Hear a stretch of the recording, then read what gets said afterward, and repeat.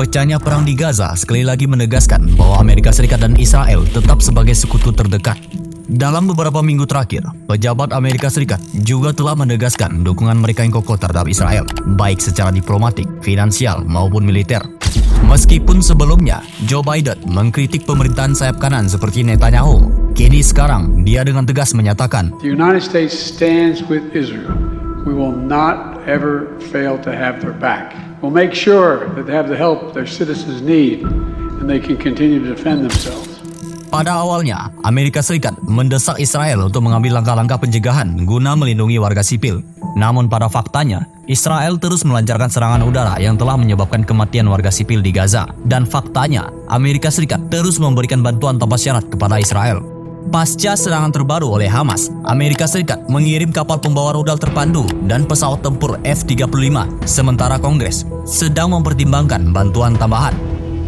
Mr. President, you rightly said that Hamas is worse than ISIS.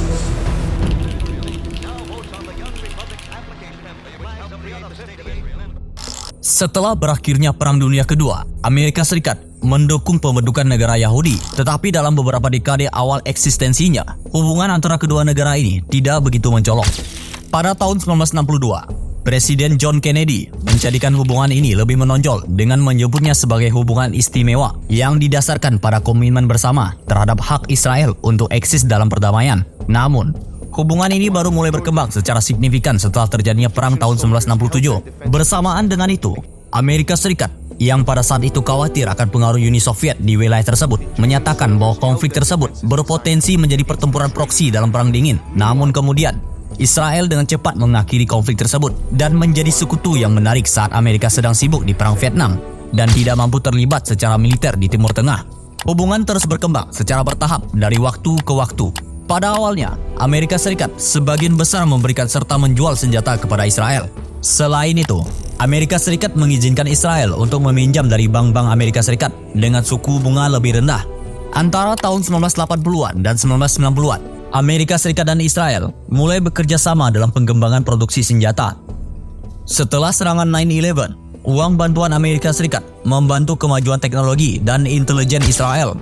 Pada tahun 2011, Israel mulai menggunakan Iron Dome, sistem pertahanan rudal udara yang menggunakan teknologi radar untuk menghancurkan roket yang ditembakkan oleh Hamas. Bagian-bagian dari sistem ini diproduksi di Amerika Serikat dan sebagian didanai oleh Amerika Serikat. Menurut Michael Hanna, Direktur Amerika Serikat dari International Crisis Group, hubungan Israel dengan Amerika Serikat juga unik di kawasan ini, terbukti dari komitmen Amerika Serikat untuk menjaga keunggulan militer Israel. Tujuannya adalah memastikan bahwa Israel tetap lebih unggul secara militer dibandingkan dengan yang lainnya. President Biden speaking with Prime Minister Netanyahu again this morning, telling him a carrier strike group is on the way, as well as weapons, ammunition, and fighter jets. Selain itu, pejabat Amerika Serikat berpendapat bahwa hubungan dengan Israel memiliki nilai strategis sebagai kekuatan penyeimbang yang stabil di Timur Tengah. Israel dianggap dapat menjaga stabilitas dan mengurangi ketidakpastian yang dapat mengancam akses Amerika Serikat terhadap pasokan minyak yang tetap menjadi kebutuhan vital bagi Amerika Serikat. Awalnya, Israel berperan sebagai penyimbang terhadap pengaruh Uni Soviet, dan peran ini bertahan setelah berakhirnya Perang Dingin. Namun, pemikiran ini semakin mendalam setelah serangan 9/11.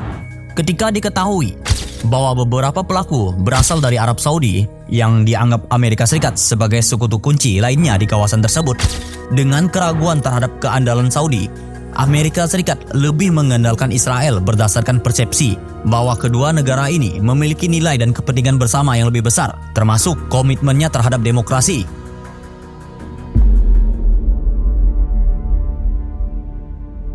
Bantuan militer dari Amerika Serikat telah memainkan peran krusial dalam memperkuat kapasitas militer Israel. Sejak lama, kelompok-kelompok hak asasi manusia telah mendokumentasikan penggunaan senjata ini dalam insiden-insiden yang diduga sebagai kejahatan perang. Bahkan sebelum pecahnya konflik terbaru, pada salah satu kejadian kekerasan pada tahun 2021, kelompok-kelompok hak asasi manusia mengarsipkan 3 serangan udara di Gaza yang menewaskan 62 warga sipil Palestina. Dalam insiden tersebut, tidak ada target militer yang jelas di sekitarnya. Hal ini memicu kecaman internasional terhadap penggunaan senjata dengan akurasi yang diragukan.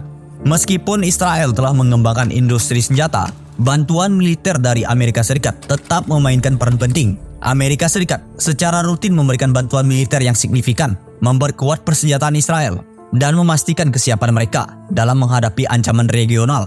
Dalam konteks konflik di Gaza, Kongres Amerika Serikat akan menyetujui tambahan pendanaan untuk Israel dalam beberapa hari terakhir.